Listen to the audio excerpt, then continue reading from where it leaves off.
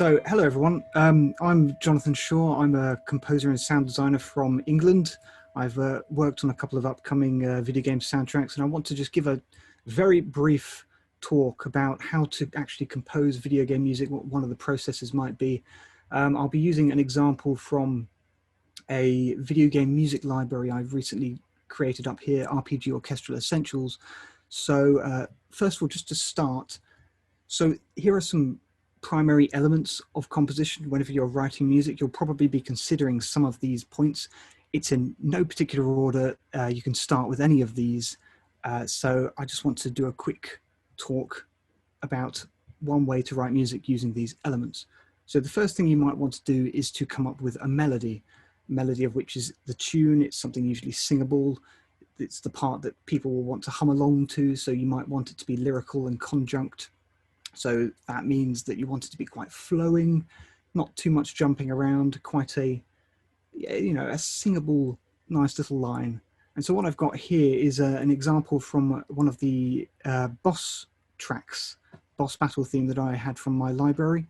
So how did I come up with this? So what I did was the intent behind it was to have a boss battle that isn't too aggressive, but is more emotional, more personal. And so I just played around with on a piano, trying to come up with a melody that conveyed this more emotive battle as opposed to an aggressive battle. And so that's essentially what you can do. You just play around on a piano to come up with a melody. You can play on a guitar. You could do some systematic, formulaic way to come up with melodies. There's loads of different ways to come up with them. So what this melody sounds like, hopefully it'll play, is this.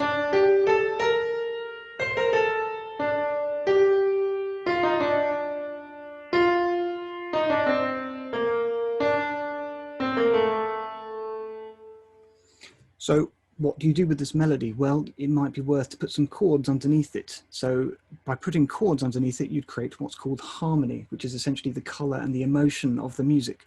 So a chord is essentially when you have two or more notes. So for example, down here, we've got 4 notes. So what if we wanted to have a very sad emotion? Well, it might be helpful to use a lot of minor chords, which are commonly considered the sadder chord. What else could we do? We could possibly add some hard dissonances, so quite harsh sounding clashes. For example, here we have a D against an E flat.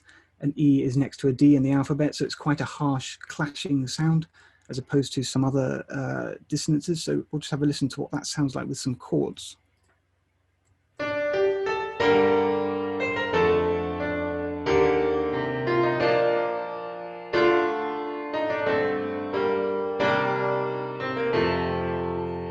Right, so we've kept the same melody, but we've just added some chords underneath it and we get this much sadder sound. So what if we wanted the complete reverse? We wanted a happier sound, but with the same melody. Well, we just do, again, the reverse. We just put some major chords underneath it, maybe some softer dissonances. So for example, here we have a suspended 6/5 chord. So what that means is the bottom note, if we go 6 notes above that, we get a C, which is this note here. And that resolves down to the 5th, which is a B flat, so it's a 6/5 dissonance, which is quite softer and not quite as harsh. So the result .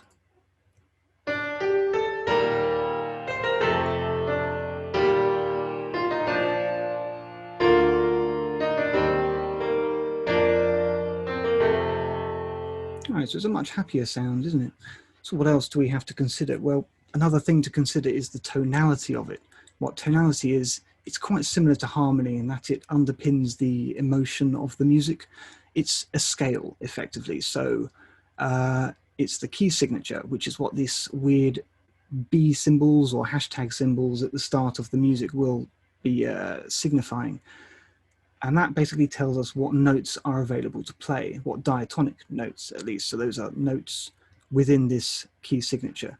You can play notes outside of it, of course, but those will be known as chromatic notes. So our original melody here was using a minor scale. So just have a quick listen to that again. It sounds very sad.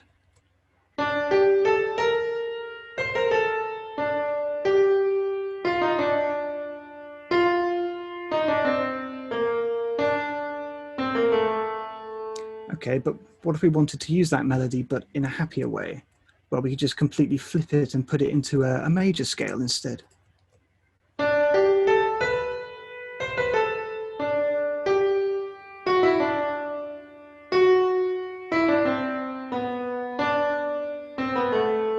And so now we've got a major happy version of that.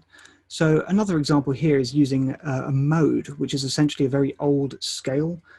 So this is the Lydian mode. You might come across it quite often in film music for this very bright sounding scale. And so this is just another example of tonality that you can use to create a very different sound, but with the same melody again.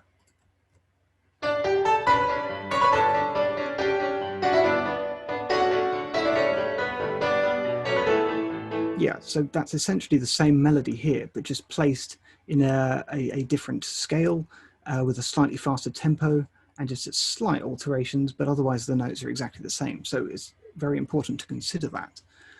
So what else do we have? We have rhythm.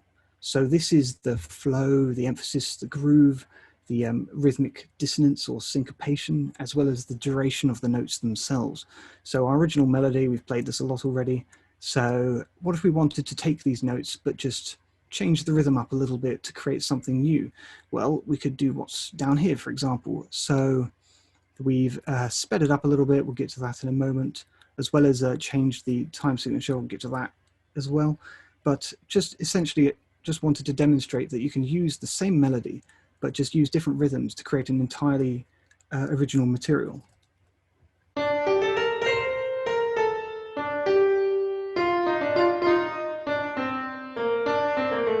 So again, it's the same notes, but just a different rhythm to create a completely different sound.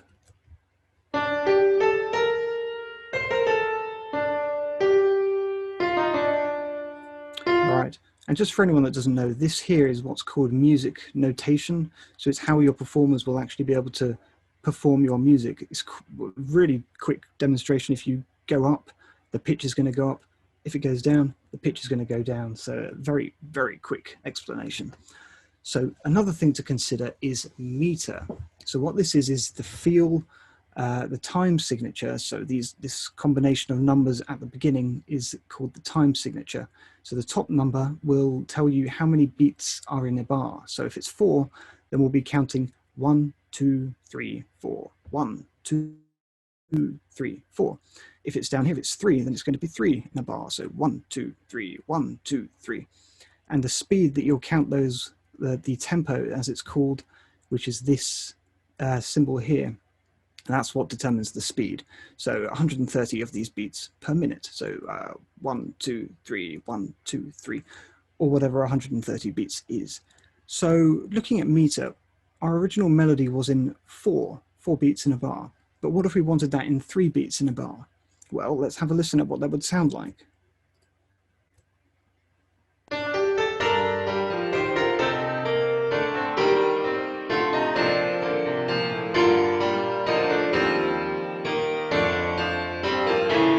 It's interesting, isn't it? So it's, again, the same melody, but just using a different meter to create another variation of it. And here's just another example. So our original melody in 4, now we have it in 6/8. So this is essentially 6 beats in a bar, but it's more often divided into 2 beats, 2 groups of 3. So 1, 2, 3, 1, 2, 3, 1, 2, 3, 1, 2, 3. And so that would create an entirely different characteristic for our melody.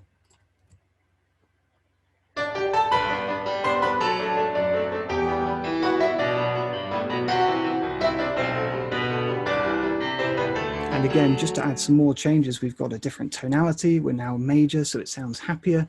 And we've got a slightly faster tempo as well. So again, just experimenting with these different elements to get a different sound. So we've just been looking at piano stuff for now, but now it's time to start thinking about forces, or what instruments you want to use. So here's our melody. Maybe we want something triumphant with it, maybe like a fanfare, so it might be a good idea to try using some horns with that melody and see what it sounds like.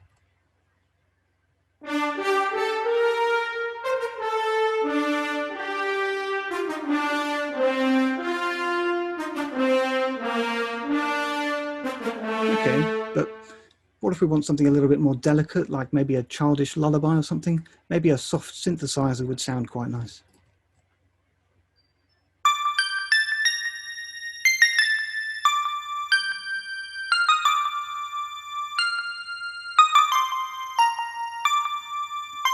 So a much more delicate sound. But what if maybe something tragic, something very mournful, perhaps a yearning string quartet for a very sad sound?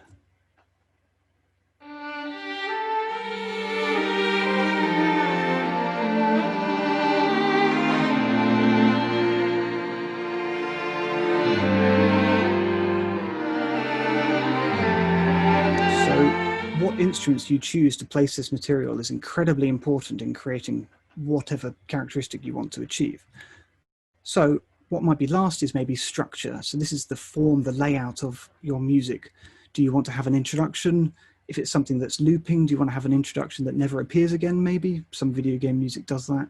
Do you want to have an outro, or do you want it to loop forever? How many sections do you want? Do you want to build towards a climax somewhere in the piece? All these sort of things to consider. So just taking our melody again, highlighted in blue, I've just added a very small introduction to break into the piece.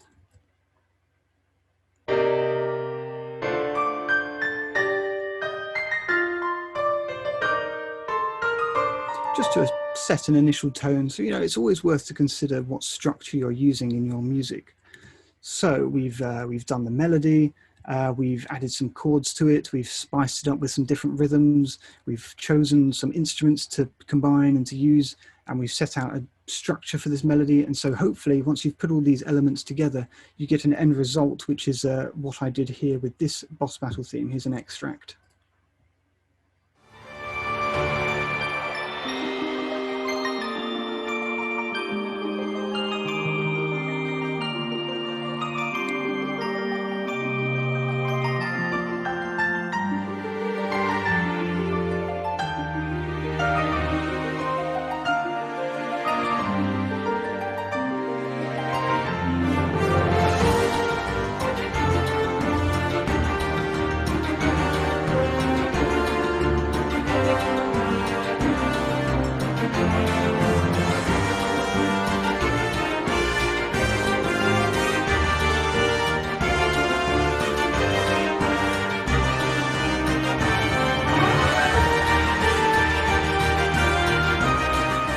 So working towards a climax at the end there with 4 little sections leading up to it. So what should you do with all of this? Well, I just wanted to demonstrate one of infinite ways to write music. This is a method that I quite often use, but it's by no means the only method. I just wanted to draw your awareness to these different elements that construct this music. There's more elements than what I've listed here that I didn't have time to cover. So things like extended techniques, ornaments and microtonality and all sorts of other things. So I just want to encourage you as well to experiment with all these different elements, and of course to break these rules if I've even given any rules. Maybe try starting with a different element first, try removing some elements and see what happens. Of course, have fun with it and definitely have nightmares with it as well. Quite often you might find that the more you hate your work, then the better the end result might be. So it's worth keeping that in mind as well. And of course, if you want to, feel free to get in touch as well. I've got a website down there, and I do offer some online tutoring as well if anyone should want it. So if you have any questions, fire away.